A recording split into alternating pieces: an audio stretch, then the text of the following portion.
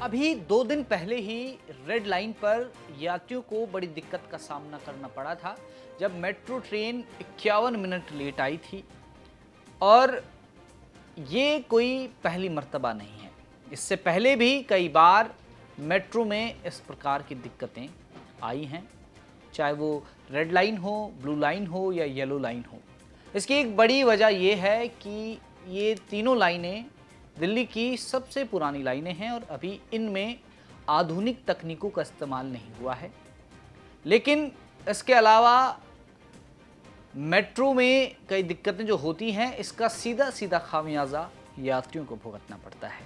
Metro से कुछ अहम सवाल यात्री पूछते हैं और वो सवाल जायज़ भी हैं।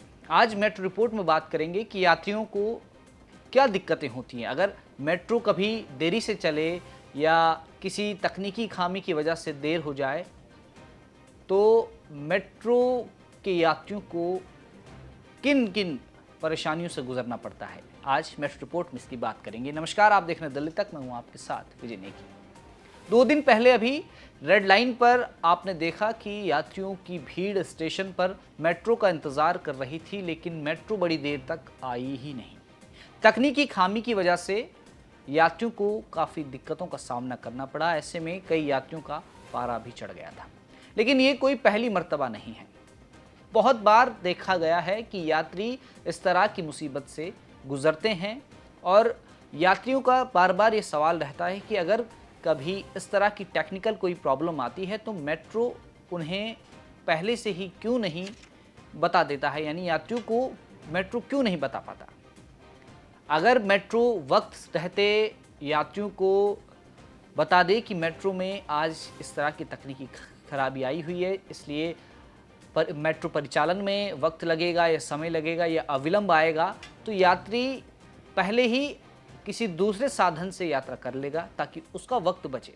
दिल्ली मेट्रो से यात्री सफ़र इसीलिए करता है कि दिल्ली मेट्रो से उसे सरल, सुगम और आसान यात्रा करने को मिलती है। लेकिन कई बार जब इस तरह की टेक्निकल प्रॉब्लम होती है तो यात्री घंटों तक स्टेशन पर फंस जाता है और ऐसे में कई बार यात्रियों से जुर्माना भी वसूला जाता है, क्योंकि मेट्रो में अगर आप सफ़र करते हैं और जैसे ही आपने एंट्री ले ली, अब फ़र्क नहीं पड़ता कि आप एंट्री लेने के बाद कितनी देर में ट्रैवल करते हैं। अगर आपने अपने जो डेस्टिनेशन है वहाँ तक का टिकट लिया हुआ है तो आपको उसी तय सीमा में वो यात्रा करनी होगी। अगर ज़्यादा वक्त आप मेट्रो स्टेशन पर बिताते हैं तो जब आप एग्ज़िट लेंगे मेट्रो से तो आपको एक्स्ट्रा पैसा या जुर्माना भरना पड़ेगा। और ये कई बार इस वजह से भी होता है कि टेक्निकल प्रॉब्लम की वजह से मेट्रो चलती नहीं है।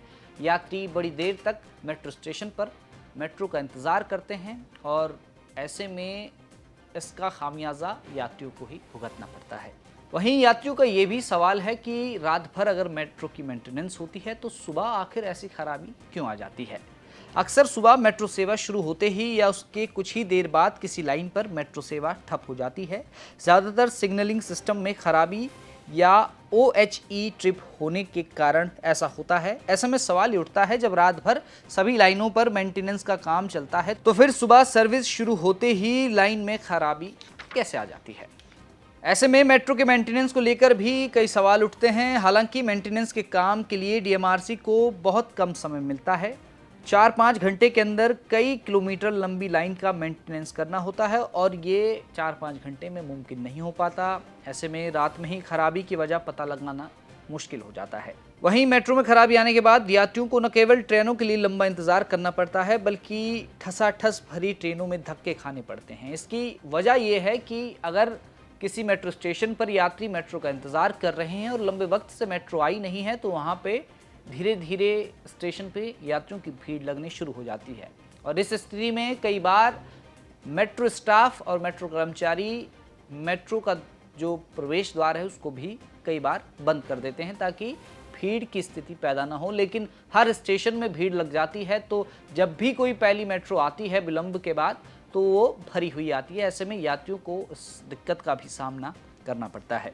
तकनीकी खराबी में यात्रियों का कोई रोल नहीं होता, लेकिन इसके बावजूद उन्हें ट्रेन के लिए इंतज़ार करने के बाद भी एक्स्ट्रा चार्ज देना पड़ता है। यानी जो बात मैंने आपको बताई कि यात्री अगर मेट्रो स्टेशन में ज़्यादा वक्त बिताता है तो यात्री के ही जेब से उसका पैसा मेट्रो द्वारा वसूला जाता है। ये कुछ प्रमुख सवाल हैं। जब मेट्रो तकनीकी खामियों से गुजरती है तो यात्रियों को किस कदर परेशानी होती है और उन्हें किस तरह से खामियाजा उठाना पड़ता है।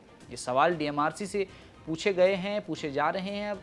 लेकिन दिल्ली मेट्रो काफ़ी भरोसेमंद साधन है लोगों के यात्रा करने का, इसीलिए लगातार मेट्रो विस्तारीकरण की ओर बढ़ रहा है। दिल्ली में लगातार ही देखा जा रहा है कि मेट्रो का जाल बिछ रहा है और जो ये पुरानी मेट्रो लाइंस हैं इनको भी नई तकनीकों के साथ अपडेट करने के लिए मेट्रो काम कर रहा है।